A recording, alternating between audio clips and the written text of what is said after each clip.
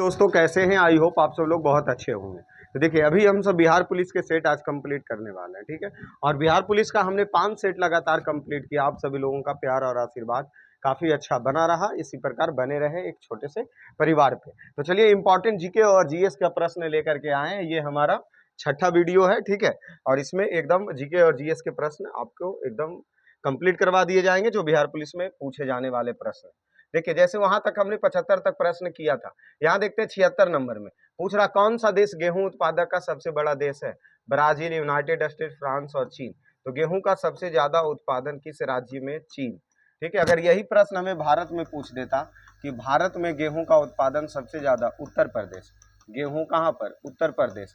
चावल पूछ देता तो चावल में हम ले लेते पश्चिम बंगाल, चावल ले लेते पश्चिम बंगाल, ठीक है। और गेहूं उत्तर प्रदेश। यहाँ विदेश में पूछा तो गेहूं सबसे ज्यादा उत्पादन चीन में, इसीलिए आंसर 1 का डी होगा। चलिए अगले प्रश्न पे चलते हैं। नूरजहां किस मुगल सम्राट की पत्नी थी? नूरजहां के बारे में सोचिए, अकबर, औरंगजेब, जहांगीर या शाहजहां। तो नूरजहां वह जहांगीर की पत्नी थी, ठीक है। और शाहजहां तो मुमताज हो गया, ठीक है। तो जहांगीर की पत्नी नूरजहां, ठीक है। चलिए आगे आते हैं अगले प्रश्न पर। तराइन का दूसरा युद्ध कब हुआ? 1526, 1192, 75, 85। तो तराइन का देखिए, अगर ये प्रथम युद्ध पूछता तो 1191 देते, लेकिन यही पूछा द्वितीय युद्ध। तो तराइन का द्वितीय युद्ध 1192 ईस्वी में। ऑप्शन बी हमारा सही आंसर। चलिए आगे बढ़ते हैं। क्या करा? वर्ष 1749 ईस्वी में तड़ित चालक के आविष्कार किसने किया? अर्थात प्रश्न ये साफ शब्दों में पूछ रहा, तड़ित चालक का आविष्कार किसके द्वारा किया गया? Benjamin Franklin, Nikola Tesla, Eli Whitney या जॉर्ज वाशिंगटन। तो तड़ित चालक का खोज बेंजामिन फ्रैंकलिन के द्वारा किया गया। ऑप्शन ए हमारा सही आंसर। चलिए 80 नंबर प्रश्न देखते हैं। क्या कह रहा प्रश्न देख लीजिए। एक वस्तु उस समय स्थिर स्थिर संतुलन में होता है वह है, मतलब जब कोई वस्तु स्थिर है तो उसमें संतुलन में है, तो वो कौन सी अवस्था में है? तो वह विश्राम की स्थिति में होता है, एक वृत्तीय मार्ग पर चलता रहता है, एक समान वेग से चलता रहता है, उच्च गति से त्वरित रहता है। देखिए उसमें चाल नहीं रहेगा, वेग भी नहीं होगा, और वो तो गति में अगर होता तो वो स्थिर संतुलन होता ही नहीं, इसीलिए वह विश्राम की स्थिति में होगा। ऑप्शन ए हमारा सही है, विश्राम की स्थिति में। जैसे देखिए बहुत सारे प्रश्नों का डायरेक्ट आंसर हम याद नहीं रख सकते, बट ऑप्शनली उस प्रश्न को छाट जरूर सकते हैं, ठीक है। तो ये ऑप्शन से छाटे तो ऑप्शन ए हमारा निकला। 81 नंबर प्रश्न देखिए। डॉट डॉट डॉट एक समतल सतह के माध्यम से सतह के लिए समानांतर चुंबकीय प्रवाह घनत्व और सतह का क्षेत्रफल का गुणज है। मतलब इसमें दो चीज को गुना करना है, चुंबकीय प्रवाह के घनत्व को और उसके सतह के क्षेत्रफल को। तो क्या प्राप्ति होगा? चुंबकीय अति संवेदनशील होगा, चुंबकीय प्रवाह होगा, चुंबकीय अनुकंपन होगा या चुंबकीय फ्लक्स होगा। तो उससे हमें क्या प्राप्ति होगी? देखिए इसमें गुना दो चीज किया जा रहा है, एक चुंबकीय प्रवाह के घनत्व, मतलब चुंबक के घनत्व को, और साथ में उसके सतह के क्षेत्रफल को। और ये दो चीज जब गुना कर रहे हैं, देख लीजिए ऊपर क्या, एक घनत्व और दूसरा सतह का क्षेत्रफल। सतह का क्षेत्रफल अगर इस दोनों को गुना करेंगे तो हमें चुंबकीय प्रवाह निकलेगा, ठीक है। तो दोनों का गुणज को क्या कहते हैं? चुंबकीय प्रवाह कहते हैं। ऑप्शन बी हमारा सही हो जाएगा। चलिए अगले प्रश्न आते हैं। संविधान सभा का निर्माण करने वाला प्रथम, मतलब संविधान का सभा नहीं, संविधान का निर्माण करने वाला विश्व का पहला देश कौन है? भारत, इंग्लैंड, यूएसए या श्रीलंका। तो भारत का सबसे पहले निर्माण किया था कौन? यूएसए के द्वारा किया गया। ऑप्शन सी हमारा सही हो जाएगा। चलिए अगले प्रश्न पे देखते हैं। चंडीगढ़ में संसदीय सीटों की संख्या कितनी है? 1, 6, 11 या 15। तो चंडीगढ़ में संसदीय सीटों की संख्या 1 है, इसलिए ऑप्शन 1 हमारा सही हो जाएगा।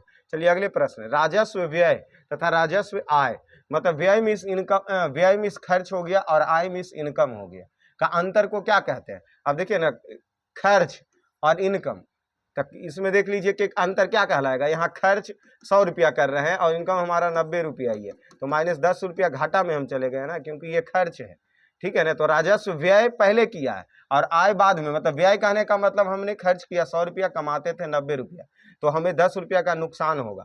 राजस्व घाटा, राजस्व आय या कुल राजस्व।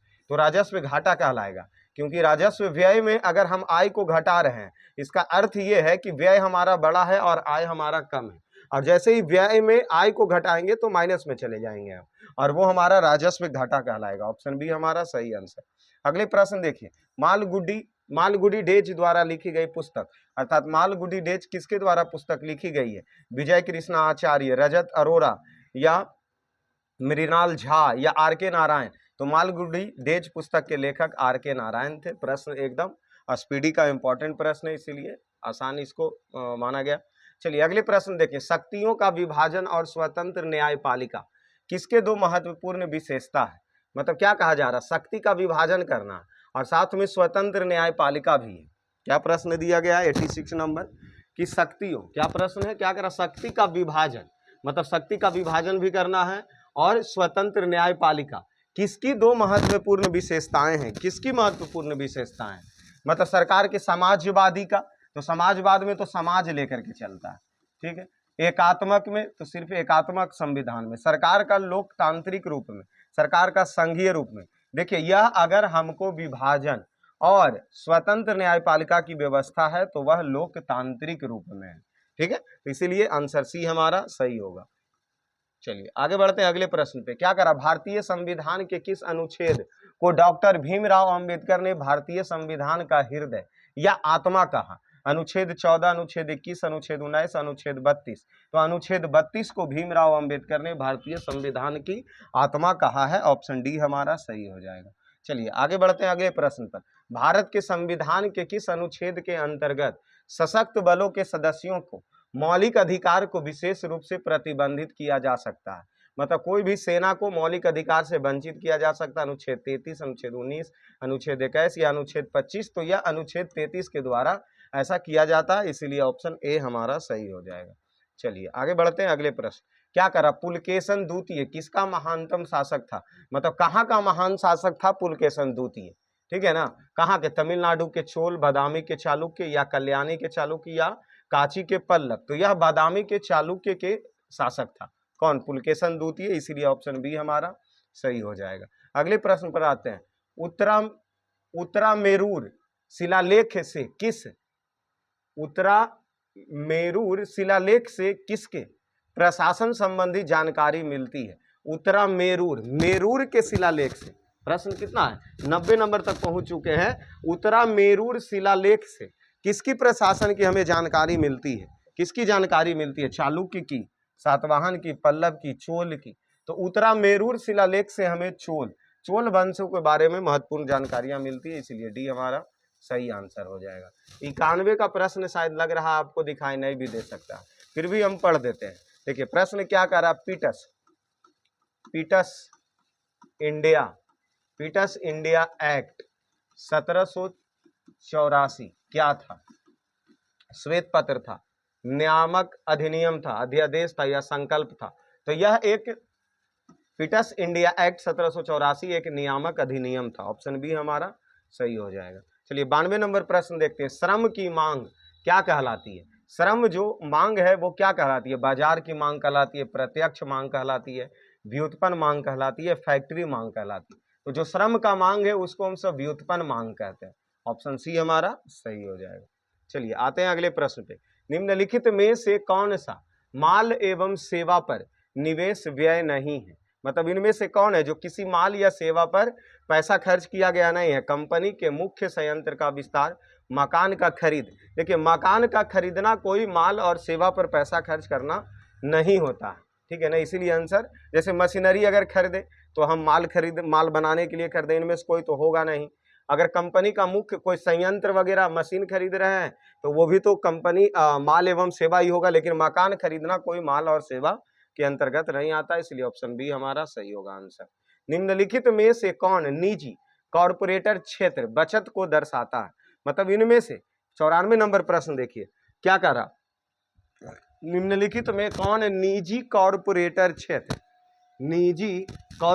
क्षेत्र की बचत को दर्शाता है? इनमें से कौन से ऑप्शन जो निजी कॉर्पोरेटर क्षेत्र को दर्शाएगा? कौन सा?